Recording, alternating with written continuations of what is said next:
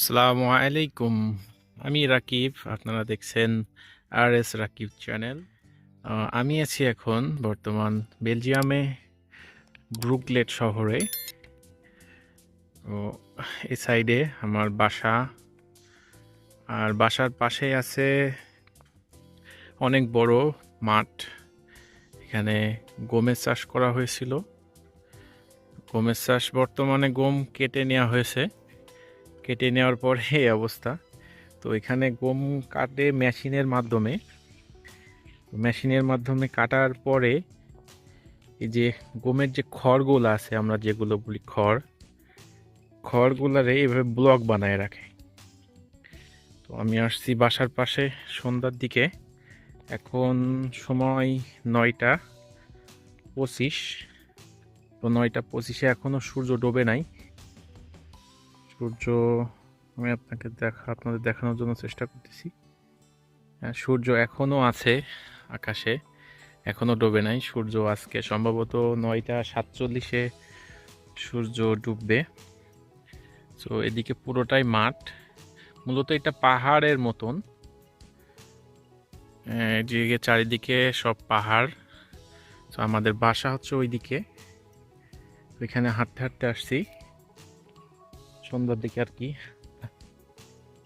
তো আমি এখানে আসার পরে একটা জিনিস দেখলাম, যেখানে যে মাঠের ভিতরে যে গম ছিল, এখানে প্রচুর জোক আছে। এই জোকগুলো অনেক বড় বড় সাইজের, যদিও একটু ভয় করছে। আমি আপনাদের দেখানোর চেষ্টা করতেছি। এই যে এটি চোখ, এই যে চোখ, এগুলো যেখানে আরো আছে প্রচুর যোগ এখানে। আমি খুব সাবধানে হাঁটতেছি। আর যে সাইড দিয়ে এটা নিচে আছে পাহাড়। তো এই যে নিচ দিয়ে কিছু ঘোড়া বা গরুর ফার্ম আছে এখানে নিচে, আমি দেখাচ্ছি আপনাদের। আর এটা পাহাড়ের সাইড দিয়ে প্রচুর বন জঙ্গল। তো মজার বিষয় হচ্ছে যে বন জঙ্গলের ভিতরে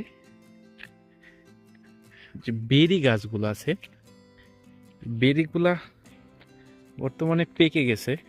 তো আমরা মাঝে মাঝে এখানে এসে খাই বেরিগুলা, খুবই ভালো লাগে। এই যে চোখ, এই যে একটা চোখ, এই যে একটা চোখ,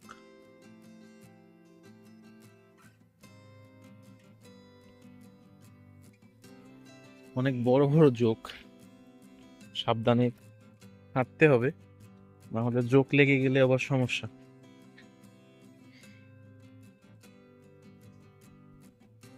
আমি আপনাদের বেরি গাছগুলা দেখানোর জন্য চেষ্টা করতেছি ইনশাল্লাহ।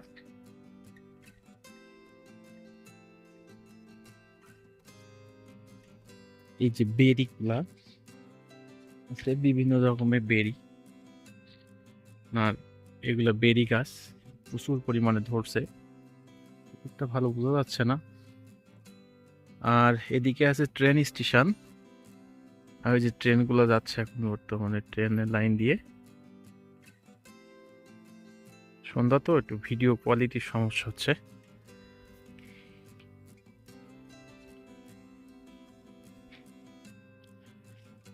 ভয়ে ভয়ে আছি একটু জোকের কারণে, খুব সাবধানে হাঁটা লাগতেছে। তো আমি আপনাদেরকে নিয়ে যাচ্ছি আমার বাসার দিকে। দিকে পুরোটাই মাঠ। ওই সাইড দিয়ে আপনার এখানে দিক দিয়ে ভুট্টা লাগাইছে,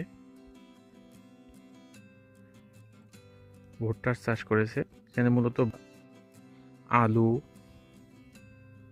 আর হচ্ছে গম, এগুলো চাষ করে। মূলত শীতের শেষের দিক দিয়ে এগুলো চাষ হয়। বর্তমানে এখানে গরমের সময়, এই কারণে এখানে এগুলো চাষবাস করা হচ্ছে। কারণ শীতের সময় বরফ পড়ার কারণে এখানে তেমন চাষবাস হয় না। যদিও চাষবাস করে সেগুলো আপনার গ্রিন হাউসের মাধ্যমে। যেখানে একটা বেরি গাছ আছে কাছেই, তো মাঝে মাঝে আমি এখানে এসে এই যে একটা বেরি গাছ, তো বেরি, এই যে বেরি ধরছে, একটু পাকা লাগবে, কোনো ভালো পাকে নাই, পাকলে একটু কালো টাইপের হয়ে যায়।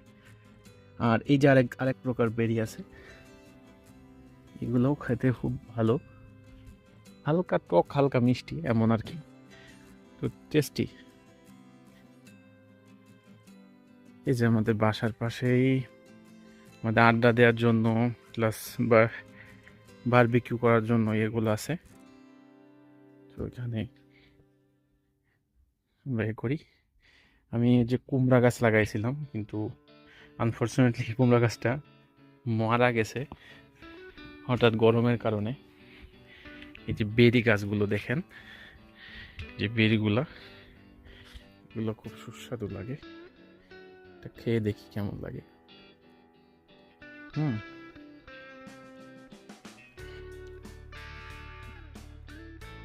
মজাদার একটি ফল।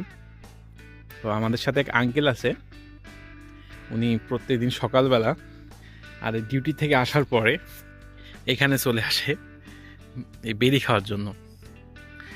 সাথে করে বাটি নিয়ে এসে বা বল জাতীয় কোনো কিছু নিয়ে এসে নিয়ে যাই, নিয়ে যেয়ে এগুলো খাই।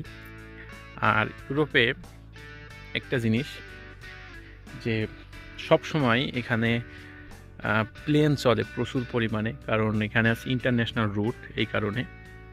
তো এই যে বর্তমানে আবার একটা প্লেন যাচ্ছে প্রচুর। আপনার এমনও হয় যে একই সাথে 8-10টা প্লেন একই সাথে যায়, বিশেষ করে এখান দিয়েই যায় বেশি।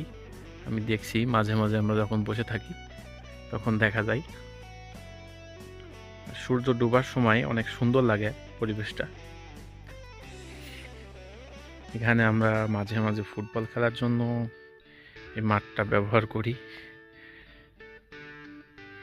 এই যে আমাদের বাসা, এখানে আমরা থাকি, এটা মূলত আমাদের বাসা। তো আমি কিছু মরিচ কিনছিলাম, মরিচটা নষ্ট হয়ে যাচ্ছে বলে শুকাইতে দিছি। আর এই যে আমি এখানে একটা কুমড়া গাছ লাগাইছিলাম, এই যে 2টা কুমড়া গাছ লাগাইছিলাম, আলহামদুলিল্লাহ কুমড়া গাছটা ভালোই হয়েছে, মূলত মিষ্টি কুমড়া।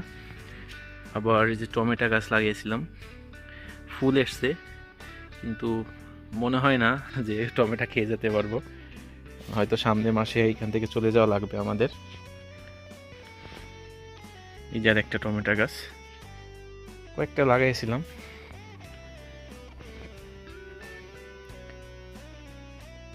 এই যে আমার টমেটো গাছ, একটা টমেটো ধরছে, মনে হয় না খেয়ে যেতে পারবো। আর এদিক দিয়ে না ঢালু, মূলত নিচে রাস্তা আছে। এগুলা সবগুলো আমাদের যারা একসাথে কাজ করি, যে আমাদের কাজের সাইডে যে বন্ধু বান্ধব